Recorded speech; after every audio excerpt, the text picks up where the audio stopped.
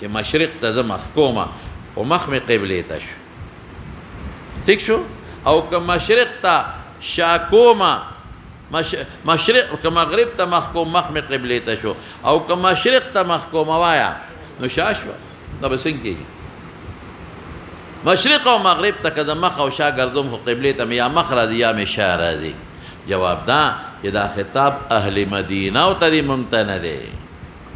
او مدینه منوره په شمال د کعبې کې ده ما ته غوږ کېره چې پوه شې زما د امیز مکه او کعبه فرض کوه زما د امیز مکه او کعبه فرض کوه او هغه مخامخ دیوال مدینه فرض کوه مخامخ دیوال چې ما ته کوم دی نو ګوره هغه خلک چې جنوب ته مخکې نو قبلې ته مخ راځي او هغه خلک چې شمال ته مخکې نو قبلې ته شا راځي او که هغوی مغرب ته مخکې نو قبلې ته نه مخ راځي او نه شا راځي که هغوی مشرق ته مخ او شا کي نو قبله ته بچ شوه پوهېږئ که نه نو شرقو غربو مونږ ته نه وایي چا ته وایي ووایه اهل مدینه ته ووایه مدینه په کوم ځای کې ده لکه په شمال د مکې کې ده په چا کې ده په شمال د مکې کې ده نو که هغوی شمال ته مخ کوي یا شا کوي نو دا نقصان پیښیږي هغوی به مغرب ته مخ کوي نو بچ کېږي به یا مشرق ته به مخ کوي شا کوي نو بچ کېږي به ولکن شرقو غربو چې کوم اعتراض و د هغې جواب مې درته وکړ قال ابو ایوب سوی په دا مخکې سند فقدمنا الشام مونږ شام ته لاړو یا تجاران یا غزاتن یا جهاد دپاره لاړو یا تجارت لا نو فوجدنا مراحیزا مونږ وموندل بیت الخلاګانې ما تاسو ته پرون ویلي چې د بیت الخلا یو نوم مرحاض دی جمع مراحیز راځي او مرحاض ورته ولې وایي رحض وینځلو ته وایي په دوات سره دې کې خلک ځان وینځي نو ځکه ورته مراحیز وایي وموندل بیت الخلاګانې قد بنیت مستقبل القبلة چې دا جوړ شوي په دې حال کې چې قبلې ته مخ و هغه داسې و چې مخ به کم خراته قبلې ته نو فننحرف عنها بوم انحراف کو عنها د دې قبلې نه یا د بیت الخلا نه دواړه ویلی شي ونستغفر الله د الله نه به بخښنه غوښتله اوس دلته کې اوجه د استغفار څه دي اوجه د استغفار څه دي ولې بخښنه غواړي نو بعضې علما وایي چې ننحرفو عنها کې ضمیر دی مراحیزو ته راجع دی چا ته راجع دی چې موږ به دغه بیت الخلا کې اودس نه ماتو ولې قبلې ته مخ راته نو موږ به انحراف کوو عنها د دې مراحیزونه ونستغفر الله بخښنه به هم چاله غوښتله بانیینو مسلمانانو له چاله چې خدای دا خو چا جوړ کړي ته او بخسر وانکارې کړی ځکه مونږ خو پیږو نو مونږ پکې نه کوو نو بعد ناپویه به کوي نو قبلې ته مې مخ راځي نو ننحرف عنها کې مې ضمیر چا ته راځي که ما سره ووایه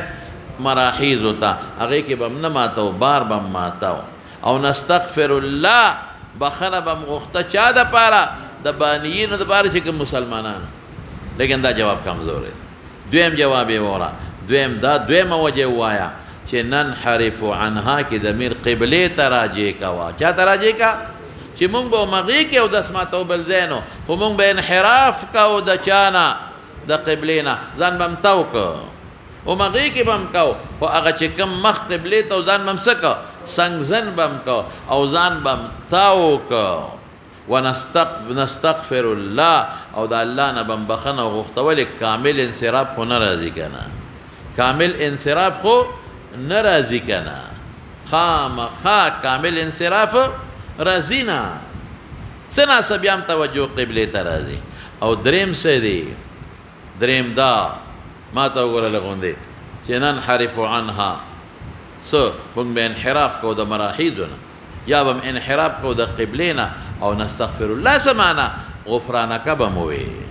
چې کوم پرون په حدیث کې تیر شو غفرانکه نو څو اوجه مې ذکر کړل درې یو وجه بل هم د خوا کمزورې دا مې پرېښوده لومبے کے عنہا کے ضمیر راجع کوم چاہتا مراحیض ہوتا او نستغفر اللہ للبائنین المسلمین دویم عنہا کے ضمیر راجع کوم چاہتا قبلے تبم انحراب کو خو بیا بم استغفار وی صدا پارا بم وی بیام کامل نرازی نو بخنه غواړو خدای مون خو کوشش وکړو خو بیام ته مون څه توجه راغلی معافی غواړو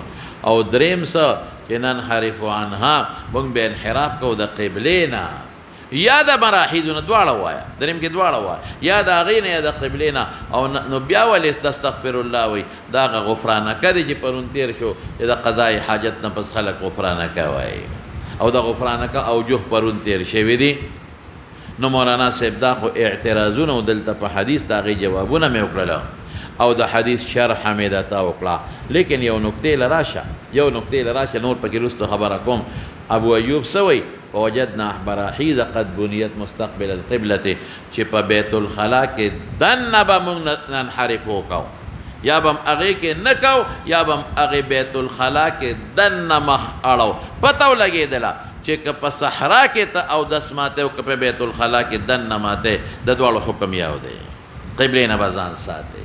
نه پیښه په خبره د ابو ایوب انصاري د خبره باندې خو پیښ وی کنه وجدنا مراحیض دا خو بیت الخلا ده نو بیت الخلا کې دننه به مونږ انحراف کوو د قبلې نه یا به هم د هغه بیت الخلا نه کوو نو که په بیت الخلا کې دننه استقبال او استدبار جایز وی ولې ابو ایوب انصاري دا خبره کوي پیښ وی خلاصه شوه اوس راشه مولانا صاحب مسائل مستنبطه رستو کا اوس براشو دلته اختلاف د ائمه او د علماء او دلایل د ذاهبینو او ترجیح د ما هو الراجح نو دلته کې اوه مذاهب دي مولانا صاحب مشهور خدری دي خو درته اوه واړه ذکر کوم اخره کې به هغه درېو مذاهبو له راشو یو مسلک دی د منع مطلقا منع د چا مطلقا دا چې استقبال ممنوع دی او استدبار ممنوع دی مطلقا دویم ووایه چې په صحرا کې هم ممنوع او په بنیان کې هم ممنوع یاد به دي شي سمې وی مطلقا میں سوئے منع مطلقا استقبال هم ممنوع شابه سے استدبار هم ممنوع مطلقا بل میں سوئے صحرا کے هم ممنوع شابه سے بنیان کے هم ممنوع او اے مطلقا دا شو دا چا مذہب دے دا امام ابو حنیفہ رحمت اللہ علیہ دا امام ابو حنیفہ یو قول دا احمد وسر دے وسر اولی کا وقول لأحمد یو قول دا احمد ورسر دے او په صحابو کې دا د عبدالله بن مسعود قول دی رأی دا او د حضرت ابو هریره رأی دا او د ابو ایوب انصاری رأی دا سو صحابه شو الا ابو هریره عبدالله بن مسعود ابو ایوب انصاری لګیات کا صحابه سوق دي ابو هریره الا عبدالله بن مسعود ابو هریره او ابو ایوب انصاری دریوانه منع مطلقا او دا حرام ده مولانا صاحب مکروه تحریمی ورته ویل شي منع مطلقا دا مسله د جواز او د عدم جواز ده د اولا او د غیر اولا نه ده اوس دا مسلک د امام صاحب شو ورویه عن احمد د احمد یو قول وسره دی دویم مسلک څه چې جواز دی مطلقا که صحرا کې وي که بنیان کې وي که استقبالی که استدباری شابه سي سموي جواز مطلقا شبا که استقبالی که استدباری شبا که صحرا کی وی که په بنیاد کی وی دا د چا قول دی داوود ظاهری دا داوود ظاهری حالات بدرته ویم دلته شیخ منا لګا دا حالات پورا بدرته ویم خلک صبر کاوه دا داوود ظاهری قول او په صحابو کې د عائشه دی او په تابعینو کې عروه ابن الزبیر چې کوم د عائشه خوري دی او دا غي شاګرد دی بیا وایا دویم جواز مطلقا سا استقبالم جایز دی استدبارم جایز دی صحرا کم دی و بنیان کم دی مسلک دا چاشو دا داود ظاهری او صحابو که عائشه دا و پتابعینو که عروان دریم سدی دریم دا چې په بنیان کې جایز دی مطلقا او په صحرا کې منع دا مطلقا بنیان آباده ته وایي آباده نه مراد دا دی که بیت الخلا کې دننه کې او که دلته کې بیت الخلا نه بار کې دا به آبادي ده بنیان دی ته وایي بنیان یوازې بیت الخلا نه مراد دی مدرسه کې دننه کې د بیت الخلا نه بار د غلطه او د سماته نو په صحرا کې منع ده مطلقا سموي منع مطلقا څه ته ویل کېږي هم استقبال هم استدبار هم او په بنیان کې څه دی جواز دی مطلقا کې استقبال او کې استدباري دا مسلک د چا دی دا د امام مالک دی او د امام شافعی رحمت الله علیه دی او د اسحاق دی داغه حالات بم درته وي لک بماله صبر راکوي د اسحاق دی او په صحابو کې څوک دی او وروي عن احمد د احمد یو قول مونږ سره یو دوی سره دی نو دا مسلک د امام شافعي دی شبا د امام مالک دی یو قول د احمد ابن حنبل دی د اسحاق دی او په صحابو کې د عبد الله ابن عباس او د عبد الله ابن عمر دی په صحابو کې د عبد الله ابن عباس او د عبد الله ابن عمر څو شو لکه درې شو څلورم وره څلورم استقبال منع دی مطلقاً او استدبار جایز دی مطلقاً دی د صحرا او د بنیاد فرق نه کوي د استقبال او د استدبار کوي استقبال منع دی مطلقاً سمې وي الا هم په بنیان کې هم په صحرا کې او استدبار منع دی مطلقاً که په بنیان کې او که په صحرا کې وي دا یو قول د امام صاحب دی یو قول شاذ او یو قول د احمد ابن حنبل دی دا احمد درې قول شي یو قول د امام صاحب یو قول د احمد ابن حنبل الکه څو شو مذاهب من سو بیان کوي سلور شو راشه پینځم لا پینځم څه دی استقبال مطلقاً منع دی تمه وي استقبال مطلقاً څه معنا که صحرا کې وي که بنیان کې وي او استدبار جایز دی خو صرف په بنیان کې استقبال په استدبار سوته وي استقبال بنیان کې منع دی استقبال منع دی مطلقاً څه معنا که صحرا کې وي او که په بنیان کې وي او که په بولوي کې په غایط وي اخو پکې ته وایه هغې مونه وي او استدبار صرف جایز دی کم ځای کې په بنیان کې په صحرا کې د دې د مخکې فرق دی وي مخکې خو دا چې استقبال مطلقاً جایز استدبار مطلقاً سو ممنوع استقبال مطلقاً ممنوع او استدبار مطلقاً جایز او دلته څه وایي استقبال مطلقاً ممنوع دی که صحرا کې وي که بنیان کې او استدبار جایز دی خو صرف په بنیان کې په صحرا کې نه دا د امام ابو یوسف رحمت الله علیه قول دی او د امام صاحب نه نقل کوي د امام ابو یوسف قول دی او د امام صاحب نه نقل کوي دا مې سو ویره تکه پنځم ها شپږم څه دی منع د استقبال او د استدبار د مطلقاً د دواړو قبلونه چې بیت المقدس دی او بیت الله دی منع د استقبال او استدبار د څه مطلقاً که صحرا کې وي که بنیان کې وي د دواړو قبلونه دا د محمد ابن سیرین قول دی محمد ابن سیرین تابعی دی دا قول دی بل قول دی پکې د ابو عوانه کہ د استقبال او استدبار ممنوع دی خو صرف اهل مدینه ولا بل چاله نه استقبال او استدبار ممنوع دی خو چاله صرف اهل مدینه ولا بل چاله نه دا د ابو عوانه چې وضاح یشکری دی تیر شوی دی دا قول دی او اخیری د امام صاحب یو بل قول مستا چې دواړه مکروه دي مطلقاً استقبال او استدبار بنیان کې او په صحرا کې خو مکروه تنزیهی دي یو ځل بیا درته وایم ما سره د مذاهب به مولانا صاحب لګیا دا ول غواړي یو دی منع مطلقاً مې سوې که استقبال وي که استدباری که صحرا که بنیانی دا د امام ابو حنیفه رحمت الله علیه مستک دی او قول د احمد هغه صحابه تابعین پکې نور پرېږده دویم قول څه شی دی جواز مطلقاً که صحرا کې وي که په بنیان کې وي که استقبالي که استدباري که بولي که غایط هر څنګه چې وي بول او غایط کې خو فرق نشته هغه خو مطلقاً اخلا ضرورت یې نشته دی دا د داود ظاهري قول د داود ظاهري او دریم څه دی استقبال او استدبار منع دی په بنیان کې او جایز دی منع دی په صحرا کې او جایز دی په بنیان کې د چا مذهب دی د شافعي او د مالک یو قول د احمد ابن حنبل دی څلورم څه دی استقبال منع دی مطلقاً استقبال منع دی مطلقاً که صحرا کې وي که په بنیان کې وي استدبار جایز دی مطلقاً که صحرا کې وي که بنیان کې وي دا یو قول د امام ابو حنیفه رحمت الله علیه یو قول د احمد ابن حنبل دی یاد به دي شي څو شو څلور شو کنه او پنځم مې څه ویلو چې استقبال منع دی مطلقاً سمې وي استقبال منع دی مطلقاً که صحرا کې وي که آباد او استدبار جایز دی وختي خو هغه څلورم قول کې استقبال جایز او مطلقاً دلته استدبار جایز صرف په بنیان کې دی او په صحرا کې نه دی دا قول د چا دی د امام ابو یوسف د امام صاحب نه نقل کوي سوچ ولکه پنځه قوله او شپږم نهي د استقبال او استدبار د دواړو قبلونه منع د دواړو قبلونه مطلقاً که استقبالی که استدباری مطلقاً څه که صحرا کې وي که بنیان د دواړو قبلونه دا د محمد ابن سیرین قول دی یاد بری شي د چا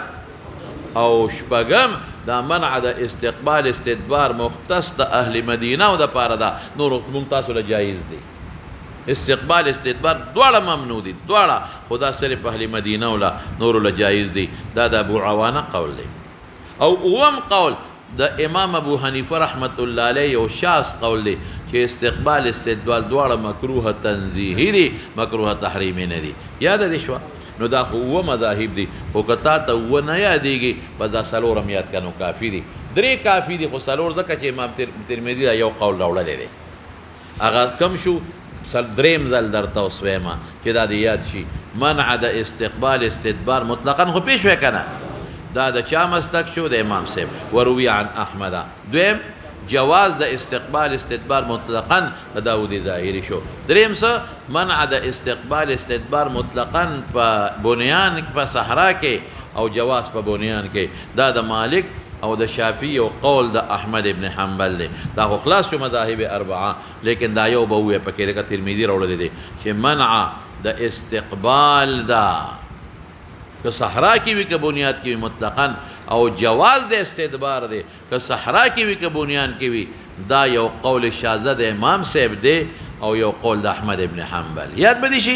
دغه مذاهب اربعه اوس برا شو دلایل ولا نو مولانا صاحب لاول د دوی دلایل وایا یا زما دلایل زه وایا دا زما لومبې دلیل شو او سندن هم مضبوط دی نمبر 1 د بخاری روایت هم دی د مسلم هم دی د ترمذی هم دی رټولو دی دا ابو ایوب انصاری رضی الله عنه دا زما دلیل دی اوس په دې دلیل لږ سوچو کدا یو قولی دی څه دی لکه قولی هلکه د قول او د فعل تعارض راشي چاله مونږ ترجیح ورکو قول خو د ترجیح نورې واجب دی بعض وقت به فعل له ترجیح ورکو د دې قول نه مضبوطي ورې دا به نه وي چې ارزه کې مونږ قول له ترجیح ورکو ترجیح ډېره وجوه دی یوه شوه دویم څه شی دی دویم دا محرم دی چې استقبال او استدبار حرام دی څه شی دی محرم دی نو چې د مبیح او د محرم تعارض راشي چا له ترجیح ورکو محرم له دریم دته یو نکته ویمه دی کې احتمال د تاویل نشته غیر محتمل دی څه دی څلورم دته یو بل نکته ویمه چې قاعده کلیه ده سو شو لکه بس صرف د دې حدیث ته ری معلومه کا د دې حدیث ته وزن معلوم کا یو قولی دی دویم محرم دی دریم قاعده کلیه ده او بل څه احتمال د تاویل پکې نشته بس صرف دونه یاد کا نور یو پکې رستو خبرې کو دا زما لومبې دلیل دی اوس برا شو د دوی دلایل هم ویم زه بیا خپل هم ویم او ترجیح هم ورکوم خو لږ مخکې ځو وفي الباب عن عبد الله ابن حارث ابن جزء دغه عبد الله ابن حارث ابن جزء هغه دی چې امام ابو حنیفه رحمت الله علیه د دنه یو حدیث اورېدلی ما راته ویلي کنه پرون مې ویلي چې امام ابو حنیفه رحمت الله علیه استاد دی عبد الله ابن حارث ابن جزء اورېږه ښه د ده حدیث درته ښیمه نو بیا به پکې وروسته لږ کلام درته وکړم عبد الله ابن حارث ابن جزء روایت کم ځای کې دی غوږ ورته کېده بس خیر لیکې ځان سره ما وکړه لیکې ولیکه دلایلو کې سمعت رسول الله صلی الله علیه وسلم دا زما دویم دلیل شو زما لومبې دلیل خو دغه دی که نه دویم دلیل شو ولیکه ځان سره سمعت رسول الله صلی الله علیه وسلم ینهى ان یبول احدکم مستقبل القبلة سمعت رسول الله صلی الله علیه وسلم شبا ینها چې منع کوله ان یبول احدکم مستقبل القبلة دې کې صرف استقبال راغی نو خیر دی دا ساکت د استدبار نه د استدبار بلکې راغی کنه تعارض خو نشته دې کې منع راله د استقبال د چا دا دلیل شو د هغه ابو یوسف د امام ابو حنیفه او د احمد د یو قول لپاره وی ګوره استقبال پکې راغی استدبار نشته ما سو وی ما وی حدیث مختصر دی دې کې صرف استقبال د استدبار بل نه معلوم شو تعارض خو پکې نشته چې د پکې تعارض جوړو ما نو دا عبد الله ابن حارث ابن جزء رضی الله تعالی عنه روایت ته الفاظ څنګه شو شابه سمعت رسول الله صلی الله علیه وسلم ینهى ان یبول احدکم مستقبل القبلة او دا مضبوط روایت ته ابن ماجه کې دی او صحیح ابن حبان کې دی دا زما دویم دلیل ابن ماجه کې دی شابه او صحیح دا ابن حبان کې اوس راشه دی حدیث لم راشه یو قولی دی هلا څه دی قولی دویم څه دی محرم دی منع ده پکې منع محرم دی دریم څه دی غیر محتمل دی احتمال پکې نشته او څلورم څه دی قاعده کلیه ده اوس مخکې لاړ شه بل د چا دی وایا معقل ابن ابي معقل معقل ابن ابي معقل د معقل روایت کم یو دی ودرېږه لږ صبر وکړه دا هم درته ګورم د معقل ابن ابي معقل روایت نهى رسول الله صلى الله عليه وسلم نوٹ کا نهى رسول الله صلى الله عليه وسلم أن نستقبل القبلتين ببول أو غائط وهو سمعوا نهى رسول الله صلى الله عليه وسلم أن نستقبل القبلتين ببول أو غائط ده محمد ابن سيرين دليل شو زمادي دا غم دي خو زما دي نهى رسول الله الواية كان نهى رسول الله صلى الله عليه وسلم أن نستقبل القبلتين ببول بغاية أو بول دا حديث كم زي كده دا پا بخاري كده أو پا ابو داود كده پا بخاري أو ابو داود كده اوز بسكو جواب درتاو كما جواب دا دي دا محمد ابن سيرين نه دي جواب څه دی جواب دا چې اصل کې دا مدینه والا وتا پیغمبر مبارک کوي د مدینه څنګه دی ما تا ګوره لګوندې ما تا ګوره دا د ما د امیز بیت الله فرض کوا مخامخ دیوال مدینه فرض کوا او تمانځه کله بیت المقدس فرض کوا مدینه په شمال کې ده د مکه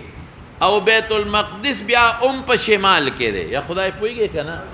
اوس راشه چې په شمال کې دی نو چې هغه دیوال سره څوک دلته مخ کې دلته نو بیت المقدس ته اشاره راځي که نه راځي او که بیت المقدس ته مخ کړه نو بیت الله ته اشاره راځي که نه راځي وایه که نه یا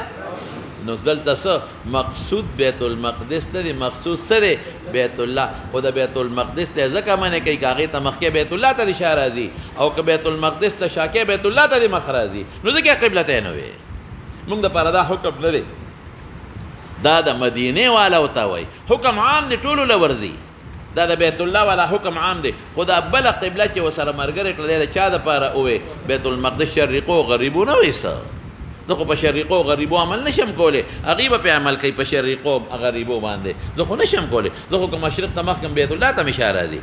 او کده مغرب ته مخکم بیت الله د شاکم مشرق ته بیت الله ته مخراجي سبکو نو خلاصه دا چې حدیث عام دی دا نه چې حدیث خاص دی اهل مدینه پورې خدا د دواړو قبلو ذکر چا د پاره دی صرف اهل مدینه ولا چې بیت المقدس ته مخکې نشاده بیت الله ته راځي او چې بیت المقدس ته شاکې نشاده مخه دی بیت الله ته راځي دا ته جواب شو دا سویم شو زما دلیل نه ها الکه نهى رسول الله یاد کیا کنا نهى رسول الله سم ان نستقبل القبلتين بغایت او بول په کوم کتاب کې دی په بخاری ابو داود کې بل دا چا دی بل دا ويقال غرف في الباب عبد الله بن حارث بن جزع وفي الباب عن ماقل بن ابي الهيثم او د ماقل بن ابي مقلم وي امید پلانو ابو الهيثم د هيثم پلار او د ماقل پلار شو کنا ابو الماقلم وي او د ابو امامه رضی الله عنه روایت ته او دغه د ابو امامه درته وایم دا ابو امامه روایت په کوم کتاب کې دی د ابو امامه رضی الله تعالی عنه روایت لک صبر کوا چې مونږ را پیدا کړو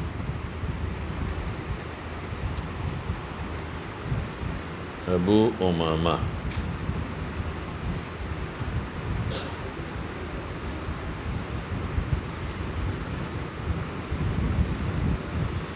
اوه ها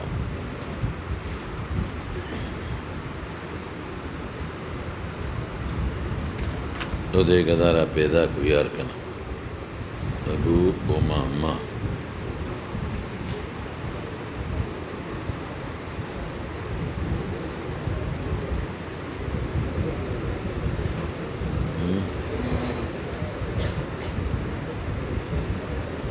آجی ابو امامه یاره دا ابو امامه غالبا چې نشته ما سره زمونږ دلیل دی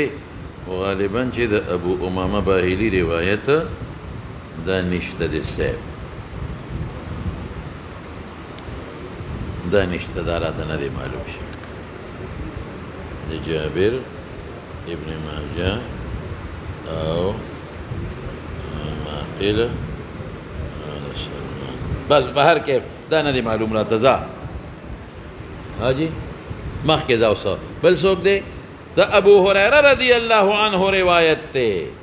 دا حضرت ابو هريره ځان سره نوٹ کا هغه په ابو داود کې دی تاسو به ویلي په ابو داود کې مشکات کې مشتا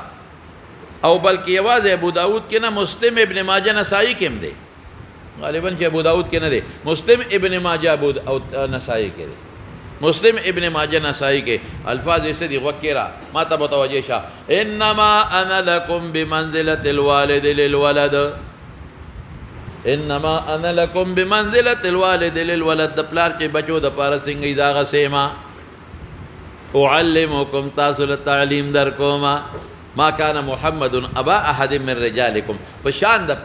پلار بچو لتربیت ورکی اخلاق ورتخی زم تاسل تربیت در کوم اخلاق در تخیما انما انا لکم بمنزلت الوالد للولد اعلمکم اذا اتیتم الغائطہ گورس الفاظ تا گورا اذا اتیتم الغائط فلا تستقبل القبلة ولا تستدبروها اذا اتیتم الغائط چکل غائط لرازے فلا تستقبل القبلة مخمم ورتنکوے ولا تستدبروها الکہ دا خویات کیا کہنا یا انما انا لکم بمنزلت الوالد للولد اعلمکم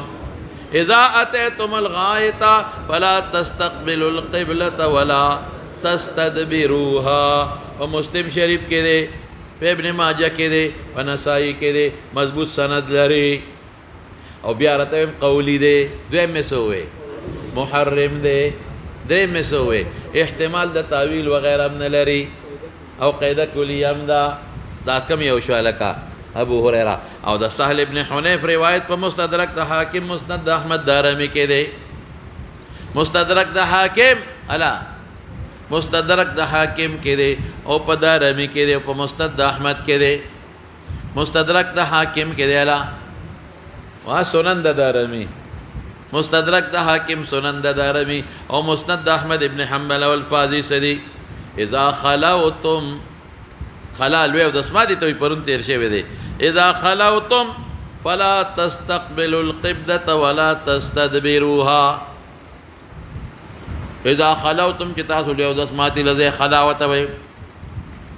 اذا خلوتم شاوا ولا تستقبلوا القبلة ولا تستدبروها شو دلالی شو یو دا ابو ایوب انصاری دویم دا عبداللہ ابن حارث ابن جزا دریم دا معقل سلورم دا ابو هريره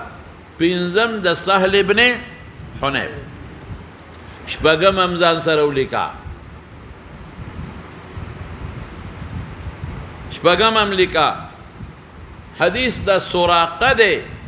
نسب الرایہ کے زیلعی راوڑے دے نسب الرایہ پا بیان دا حدیث دا ہدایہ کے سوچ والا کا دا شپگم دے حدیث دا سراقہ رضی اللہ عنہ پس بنسب الرایہ کے دے الفاظ دی اذا اتیتم البراز فاکرموا قبلة اللہ عز وجل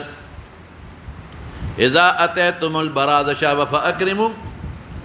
قبلة اللہ عز وجل اکرام داد چے نبوتا مخکے او نبوتا شاکے اذا اتیتم البرازہ چلویو دسماتی لرازے براز نا مراد دلتا کہ اگا کولو میدان ما خلا براز لکا غائد چی ما مانا اکرلا براز مطلق لویو دسماتی تا چونکہ عموماً خلق پا براز کے کی دکا ہوتا براز ہوئی اذا اتیتم البرازہ فاکرموا قبلة اللہ عز وجل اکرام دا چی نبوتا مخکے نبوتا شاکے یاد رشوہ دا دما سویم دلیل شو شپگم هو ممزان سر اولی کا حدیث دا سلمان دے را روان دے رستو باب کے اگورا لگون دے حدیث دا سلمان دے رستو باب کے را روان دے باب الاستنجاء بالحجارت اگورے دو بابا پس روالا وا پیدا موکو پیدا کو شابا یو دو دری بابا پس راشا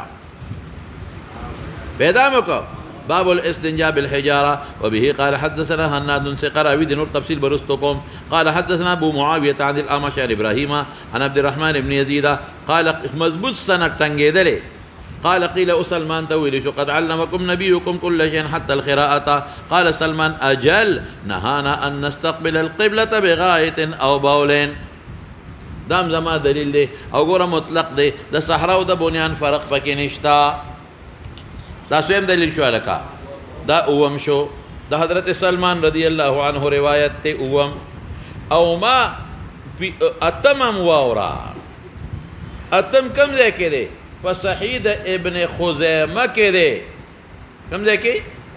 صحیح د ابن خزیمه کې او صحیح د ابن حبان کې د حذیفه رضی الله عنه روایت دی ماشاء الله صحیح د ابن خزیمه کې او صحیح د ابن حبان کې د چا روایت دی د حذیفه رضی الله عنه روایت دی مرفوع دی الفاظ ورا قال رسول الله صلى الله عليه وسلم من طفل تجاه الكعبة من طفل تجاه الكعبة چاچه کعبه ته مخامخ لاړې وتو کله جاء يوم القيامه صيغه د ماضي تحققا دا يجيء پکارو جاء يوم القيامه وطفله بين عينيه دا غلاړې به دلته پرتی وي نو ګور دلالت النص سره د معلومه او د دلالت النص حکم قوي وي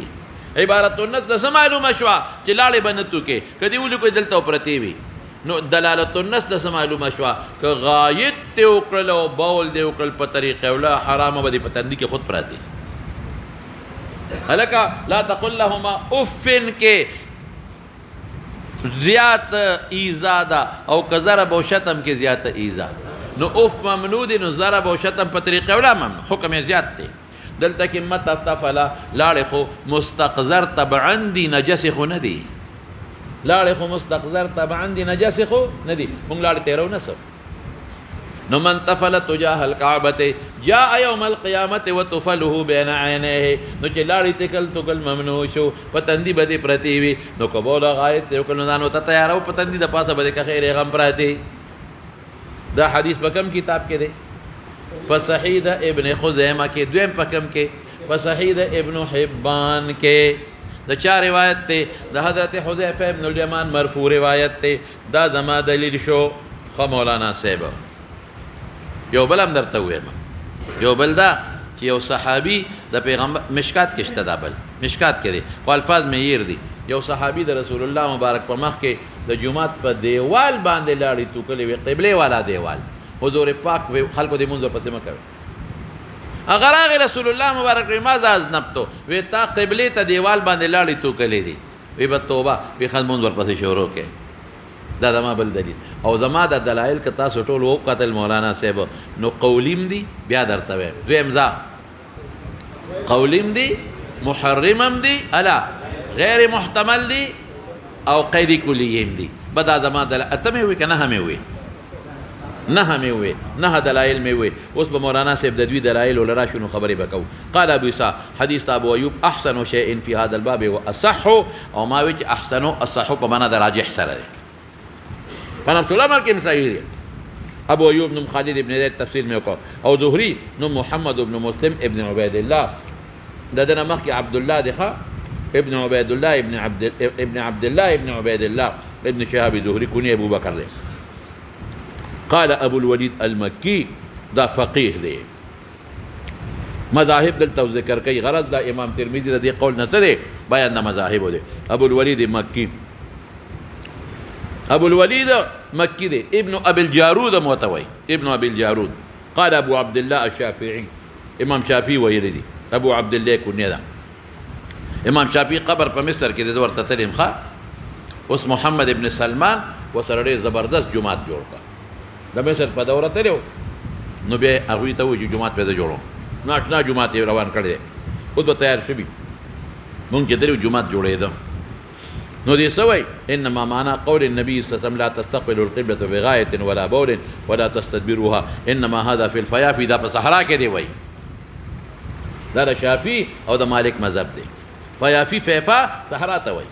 فاما في الكنوف المبنيه او چې هغه بیت الخلاګان کنوف جمع د قدیم ته جوړ شوی وي نو انسان له رخصت في ان يستقبلها استقبالم جائز دی او استدبارم جائز دی بالکل كانه لم يرى قال کوئی په وهكذا قال اسحاق ابن ابراهيم ابن راهویم دغه سی وي اسحاق ابن ابراهیم ابن راهوی. ما خو راته یار د مالک او د شافعي او د اسحاق یو مسلک دی او د اسحاق حالات برته ذکر کوم، خو لږ صبر کوه، لومبی ورودي بیا را باندې ګرانېږي. وقال أحمد بن حنبل إنما الرخصة من النبي صلى الله عليه وسلم في استدبار القبلة بغاية أو بول، استقبال مطلقا جائز دي. أما استقبال القبلة فلا استقبال بنكي كأنه لم ير في الصحراء ولا في الكريم أن يستقبل القبلة يا أن يستقبل القبلة. دا أحمد أغا دريم قول دي وده إمام أبو حنيفة رحمة الله عليه وقول مرسل ياد شو دا خو باید مذاهب شو. لیکن زه بدلته ویما چې امام شافعي صاحب تاسو سره څه دلیل دی ماته ووایه چې ته وایې دا په صحرا کې حدیث خو مطلق دی چې ما مخکې ووایې المطلق یجري علی اطلاقه، تی ولې خاص کې په صحرا پورې چې صحرا کې منع دی په بنیان کې جایز دی. نو هغوی ما سره دلایل دی په دې بل باب کې راشه، باب ما جاء من الرخصة في ذلك، رخصت في ذلك په استقبال او په استدبار کې. ذو راویانو لدا وبه قال حدثنا محمد بن بشار ما ویلو دته بندار و یاد دی بندار